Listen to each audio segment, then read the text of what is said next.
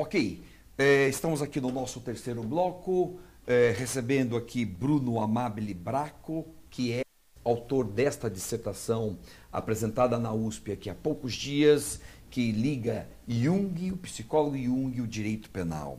E nós estamos exatamente trabalhando isso tudo, e eu queria que o Bruno fizesse aqui uns comentários sobre um caso clássico muito famoso, ocorrido aqui no Rio Grande do Sul. O desembargador era duríssimo nos crimes sexuais, duríssimo, condenava os réus com penas exageradas e tudo. Então todo mundo dizia que alguma coisa anormal tinha nele, né? Aí ele se aposentou, 15 dias depois vai no elevador junto com a ascensorista, ataca a ascensorista e gruda a ascensorista nos seios, nas nádegas e tudo e tal, porque já não tinha mais a caneta para expressar, ou seja, para servir de instrumento da projeção dele e tudo. Tem algo a ver isso com Jung? Sem dúvida, não conhecia o caso, mas é um caso caricato, né? É um caso explícito. Na projeção é muito facilmente observada aí. E a vantagem desses casos é que eles ilustram de maneira brilhante, muito clara, essa questão que de formas diferentes segue acontecendo. Né? Esse caso específico ficou muito claro que era em relação a crimes sexuais, ele posteriormente agiu esclarecendo o que de fato acontecia. Mas quantas e quantas vezes não há punições desproporcionais e a gente nunca fica sabendo a razão última pela qual aquilo aconteceu, né? A gente não observa, é muito difícil observar a projeção tão nitidamente como nesse caso. Mas, enfim. Um juiz, quanto mais duro, mais rigoroso, ele seria ao mesmo tempo os que mais contém e reprime desejos profundos nele? Olha, novamente é difícil generalizar, né? Evidentemente é necessário que se veja caso a caso o que acontece, uma análise psicológica profunda, mas o que o Jung fala, e ele fala isso mais de uma vez nos livros, é que existe um fato muito curioso, que é o fato de que as pessoas que se autoproclamam muito éticas, né, ou muitas dessas pessoas se autoproclamam muito éticas, muito corretas, né, ou que são as mais entusiastas, críticas de toda forma de desvio, de toda forma de crime, são aquelas que no momento da punição, no momento do sacrifício do bode expiatório, vão agir ou tendem a agir de forma mais cruel. Então aquela crueldade que é tão combatida a princípio, no momento da punição, no momento em que tem o poder, aquela mesma crueldade aflora de maneira muito mais perceptível. Não é uma contradição, mas que também ilustra bem o tema. E que tem tudo isso a ver com o legislador quando faz uma lei penal? O legislador, ele, na verdade, me parece que o legislador não está fora da realidade social. O legislador, ele sente as entrelinhas sociais, ele sente os clamores, e a partir desses clamores que ele vai legislar. Né? Muito difícil que seja diferente. Um exemplo, eu não tenho acompanhado em detalhes, mas o anteprojeto do Código Penal, né, que tramita agora, me parece que na contramão das conclusões teóricas de doutrinadores do próprio direito penal, da criminologia, é um código muito mais duro, né, do que o atual. E eu fico me questionando, né, por que isso acontece. Me parece que isso acontece justamente porque talvez não tivesse como ser diferente, considerando a sociedade em que a gente vive. Né, que no fundo, psicologicamente falando, e o Jung também fala isso, é uma sociedade muito parecida com o que sempre foi. Né, o Jung, ele tem uma frase que eu até cito em algum momento. Ele diz que nunca houve verdadeira mudança na história da humanidade. Que essa mudança só vai acontecer, quando ele cita, quando o amor e o humanismo tiverem uma vitória duradoura. Isso nunca aconteceu. Foi interessante isso. Nunca houve verdadeira mudança na humanidade. Pode haver mudanças pontuais, algumas pessoas, mas... Por exemplo, veja você trouxe a colação, o exemplo do Código Penal, e a gente vê tudo, qualquer lei penal que você imaginar, qualquer ponto de direito penal, porque você vai falar de punição. E uma punição para virar vingança é um pulo. Exato. É um pulo rápido. E no fundo, você veja um dos críticos mais duros do Código Penal, Miguel Reale Júnior, que lá no IBCCRIM, eu estava presente, ao exemplificar, combatendo o Código Penal, falando, aí está o princípio da ofensividade, não pode ter crime de perigo. Que absurdo, tem que ter crime de perigo, perigo Então, nós abominamos o perigo no direito penal, e ele crítico, defendendo o perigo no direito penal. Então, em síntese, ali se nota claramente uma projeção punitivista, claríssima. Exato. É interessante nesse ponto, também pesquisando, fui procurar a origem da palavra pena, né, de onde que ela vem. Eu fui descobrir que, na verdade, ela vem da mitologia grega, da deusa Nêmesis, que é a deusa da justiça retributiva, e ela contava com o apoio, no momento da punição, de espíritos da pena, né? Eram chamados, tinha um nome em grego específico, mas espíritos da pena, e para efetivar a punição, eles se guiavam pela cegueira da razão. Como se a pena, por sua própria natureza, né, pela própria etimologia da palavra, fosse isso, né? Fosse uma forma de expiação cega, né, que não conta com nenhuma racionalidade. Cegueira da razão é um pouco paradoxal, né? Um pouco contradição em si mesma. Porque se é razão, normalmente é lucidez. Se é cegueira, é emoção e não é razão. Exato. Né? Mas a cegueira da razão pode ser uma expressão que expressa bem o que é o poder punitivo e a própria punição. Exatamente. Só para explorar uma outra ideia, não sei se tá tudo bem. Tranquilo. Um último ponto que me parece interessante, foi a última conclusão a que eu cheguei, é que quando Jung fala que nunca houve nenhuma mudança, né, no mundo, nada efetivamente novo, existe uma sugestão aí de um caminho, tá, do Jung. E a sugestão dele sinaliza justamente com essa integração dos opostos, inclusive o oposto bem e mal. Né? Existe, por exemplo, no taoísmo, o Jung, novamente, né, ele cita muito, existe aquele símbolo taoísta do yin e yang, né, que simboliza todas as dualidades humanas, inclusive a dualidade bem e mal. E a transcendência, a mudança, né, a individuação, para usar a palavra do Jung, ela só se completa quando as duas metades conseguem conviver harmonicamente, tanto bem quanto mal. Eu cito, não na dissertação, mas eu cheguei a comentar isso algumas vezes, eu acho ilustrativo. Eu gosto muito o Jung faz isso bastante, eu acho que é muito esclarecedor, falar de filme, né, de livros. Tem um filme que todo mundo assistiu, que é o filme do Batman. Não o último agora, que eu assisti, achei um pouco mais fraco, mas o anterior, o filme do Coringa. Né, o Coringa e o Batman, eles são inimigos claros, né, são arqui-inimigos. O Batman simboliza o herói, aquele que quer, mais do que isso, aquele que quer manter a sociedade tal como ela é, aquele que quer defender a sociedade dos males. E o Coringa é o que quer trazer o caos para a sociedade.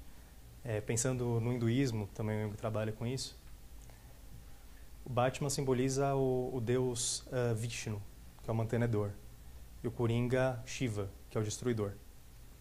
E tem um momento do filme em que o Batman tem a oportunidade de conversar com o Coringa, se eu não me engano, numa delegacia. O Batman está muito nervoso, né? Está muito revoltado com a situação, começa a exprimir aquela raiva toda.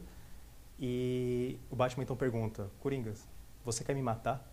É isso que você quer? Que você quer me ver morto? E o Coringa, que é o melhor personagem do filme, né? Ele muito calmamente fala: claro que não, Batman. Você acha? Eu quero te ver vivo. Você me completa, eu te completo. Um completava o outro. Um completa o outro, como no taoísmo as polaridades se complementam, como na sociedade. A gente pode colocar assim, a parcela não encarcerada e a parcela encarcerada da sociedade também se complementam. Esse é o todo. Pensando socialmente, esse é o todo individual também. E a sugestão do Jung é no sentido de que só a partir do momento em que as pessoas tiverem essa consciência é que uma verdadeira mudança vai ser possível. Porque daí não vai mais ter espaço para projeção. Então as pessoas podem se relacionar de maneira autêntica e verdadeira. Isso em termos de sociedade que vê nos bodes expiatórios uma purificação da alma dela, a sociedade. Então, a sociedade como ente coletivo, como é que nós poderíamos trabalhar isso tudo? Me parece que o caminho, né, a única solução que me parece alinhada ao pensamento do Jung são esses meios menos tradicionais de punição, entre aspas, né, de resposta à criminalidade, ao ato desviante. É o meio do diálogo, né, e daí tem, por exemplo, o professor Alvino idealizou o grupo, o GEDUC, né, que trava esse diálogo entre a sociedade e o cárcere. E isso simboliza de maneira muito, muito clara, eu acho, essa aproximação, né, dos opostos, esse trabalho. Um diálogo sincero, não um diálogo moralista, né, não é uma forma de ensinamento, é uma conversa, né, partindo do pressuposto de que os dois lados têm coisas importantes a dizer e também os dois lados devem ouvir. É que a oposição sociedade e cárcere é uma oposição muitas vezes mais aparente do que real. Ela é uma oposição aparente. Porque muita gente que está aqui do lado de fora na sociedade, ela poderia estar lá dentro. Sem dúvida. Aí que a gente vai para a criminologia crítica, né? O direito penal, o sistema penal seleciona algumas pessoas. Cometer crimes, talvez todos cometam. Só que agora num livro novo que nós estamos escrevendo, Bruno, eu tenho trabalhado isso, nós identificamos normalmente, desde a perspectiva crítica, os selecionados como os estigmatizados, estereotipados, pobres miseráveis, aqueles negros, pardos, de favelas e tudo. Essa é uma imagem estereotipada bem trabalhada pela mídia, difundida pela mídia, o povo morre de medo de todo esse povo e tal. Mas agora tem um lado novo. Não é novo, mas tem um lado que agora bem sobressaiu, que é gente de cima também. Porque a mídia pode selecionar gente de cima e estigmatizar o pessoal de cima e ir para cima deles, para exigir deles assim repressão dura, difícil e tudo. É o caso hoje do réu dos mensalão, depois vem o mensalão do PSDB, daqui a pouco também vão estigmatizar, vai ter bode expiatório também ali, né, e tal. Ou seja, já não é mais só o de baixo. Os de cima também são selecionados. Também. Poucos, né, comparativamente, me parece poucos, mas o processo é o mesmo. O processo de estigmatização é o mesmo, o processo de fragmentação psíquica é o mesmo. O processo de eleição de bodes expiatórios é o mesmo. É que, pensando historicamente, eles não são os bodes expiatórios mais corriqueiros, né? E, efetivamente, num presídio, a parcela pobre da população é muito maior, incomparavelmente maior do que a parcela rica. O que não exclui o fato de haver também expiação. Isso também não contribui em nada com a individuação, né? Pensando... É que todo esse processo de bode expiatório, expiação, vingança, perde uma grande chance de o homem melhorar a sua razão.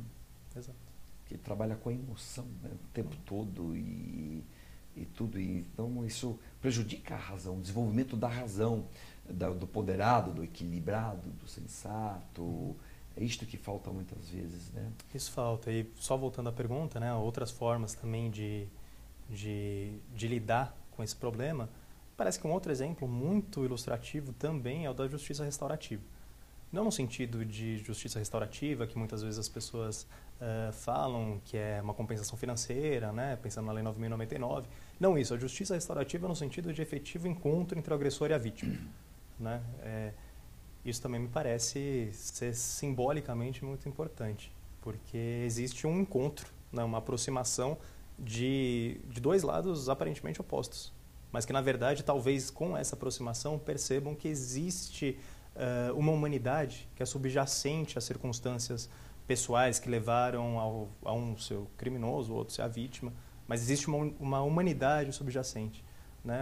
E o pensamento do Jung é sempre nesse sentido, é de perceber essa humanidade que transcende esses pares de opostos. Né? Enquanto a sociedade não se atentar a isso e não empreender medidas, esforços para que essa integridade, essa humanidade seja revelada, a sociedade vai continuar sendo do jeito que ela é. E vai continuar havendo bodes expiatórios, que podem ser pessoas da elite, né? Como no caso do mensalão, podem ser pessoas mais pobres, mas o processo vai continuar o mesmo. Pode mudar um pouquinho aqui e ali, uma hora uma conduta mais criminalizada e perseguida com maior ênfase, outra hora é outra, mas a essência é a mesma. Por exemplo, você vê na Europa o tabu do sangue que se criou na Europa, desde, sobretudo, o século XII, XIII, mas o século XVI para cá. Na Europa se criou o tabu do sangue como um processo identificador da civilização. Então não pode tirar sangue. Você pode brigar, xingar o outro e tudo, mas não pode tirar sangue.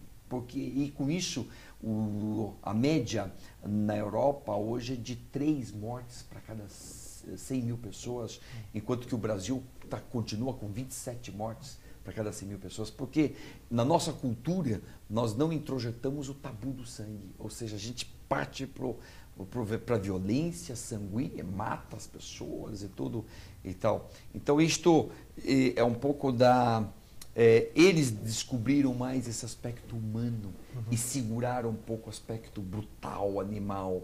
E nós ainda continuamos com o nosso lado animal muito, muito fácil de colocar para fora. Seria mais ou menos isso? Isso. Só um ponto interessante, que é pouco relacionado a isso, mas também voltando para o pensamento do Jung, com certeza existe aqui uma facilidade, talvez muito grande, para essas manifestações, mas esses conteúdos podem ser trabalhados a partir do momento em que são aceitos, mesmo os mais brutais, né? Então, voltando para aquele primeiro exemplo, né, do zoológico, aquele caso do homem ser o mais cruel dos animais, capaz de todas as barbaridades, que em determinadas coletividades, né, na Europa, por exemplo, as barbaridades podem ser um pouco mais atenuadas ou disfarçadas, em outros lugares podem ser mais explícitas, mas a sugestão do Jung é no sentido de que apenas a partir do momento em que há aceitação é que é possível que isso se modifique. Ele traz um exemplo que parece, e é efetivamente pueril, porque é um conto de fada, ele trabalha também com isso, que é o conto da princesa e do sapo. Bastante conhecido, né? O sapo vem, tenta abordagem com a princesa sempre rejeita.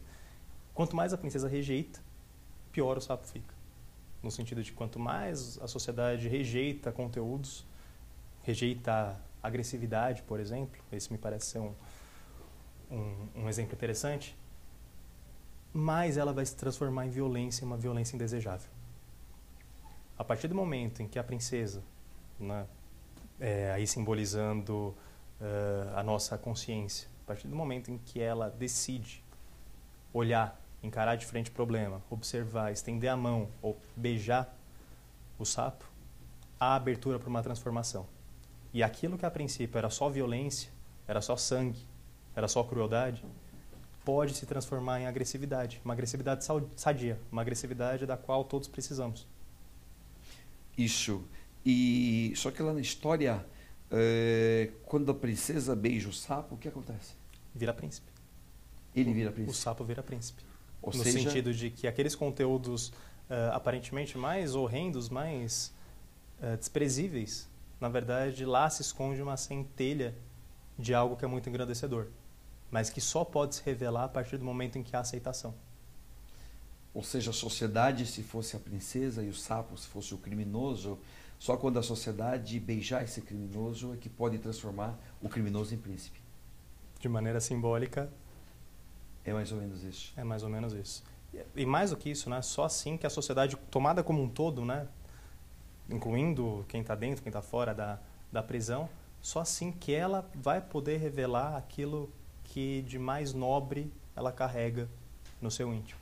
Que é essa potencialidade de mudança, como o Jung fala, essa potencialidade de ver revelado esse humanismo, esse amor, né? E enfim, efetivar algo que a gente nunca efetivou, né? E parar de ficar reproduzindo sempre o mesmo drama que era descrito na Bíblia, o mesmo drama que remonta a milênios e que segue se reproduzindo com outras roupagens, mas o drama é o mesmo.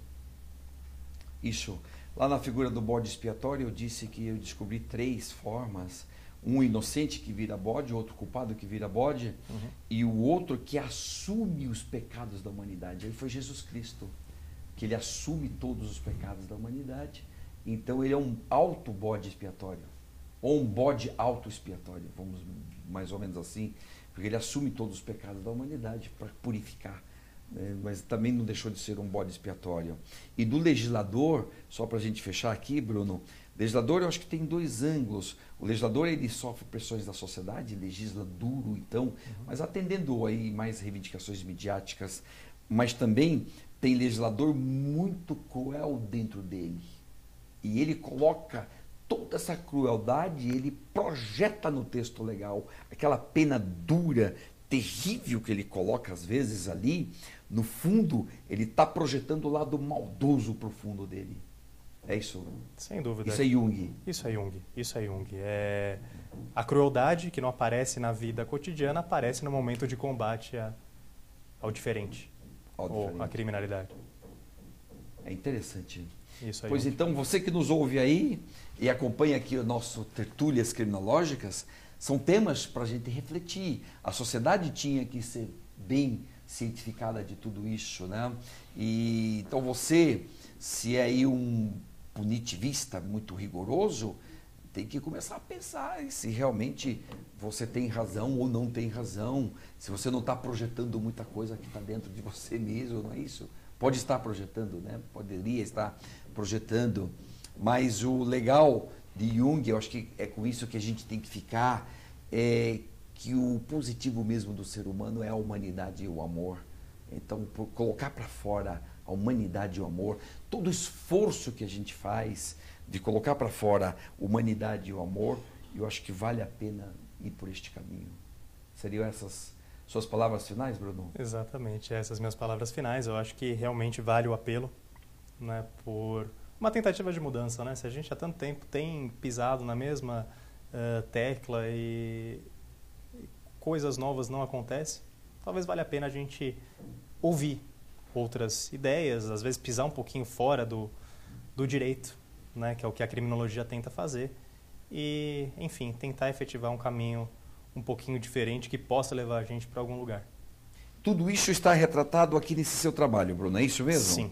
Tudo isso, todas que nós falamos aqui hoje, está tudo aqui retratado. Puxa vida, que bom se isso aqui fosse publicado, né, o mais rapidamente possível, para todo mundo ter acesso a essas coisas, né? Ver essas passagens e refletir sobre tudo isso. Muito bacana, eu faço aqui meus votos de que isso aqui o mais rápido seja publicado, que todo mundo tenha acesso a um belo trabalho como esse daqui, do Bruno Amabile Bracco, que hoje nós tivemos o prazer de receber aqui conosco na nossa Tertúlias Criminológicas. Toda semana um tema interessante, um tema para você refletir. A Tertúlias é para você refletir, pensar, e muito legal, muito bacana. Bruno, queríamos agradecer sua presença aqui conosco. Eu que agradeço muito mais uma vez a oportunidade. Espero ter conseguido esclarecer um pouquinho dos pontos e, enfim, espero que possa fomentar um pouquinho mais esse diálogo que é tão engrandecedor, e parabenizo essa iniciativa do Tertúlias, que com certeza vai trazer ainda muita gente bacana para falar desses temas, de temas muito relevantes e que precisam ser ouvidos, né? Enfim, agradeço imensamente a oportunidade. Legal, bacana então. Até a próxima semana com mais Tertúlias aqui junto com você. Avante, avante, sucesso!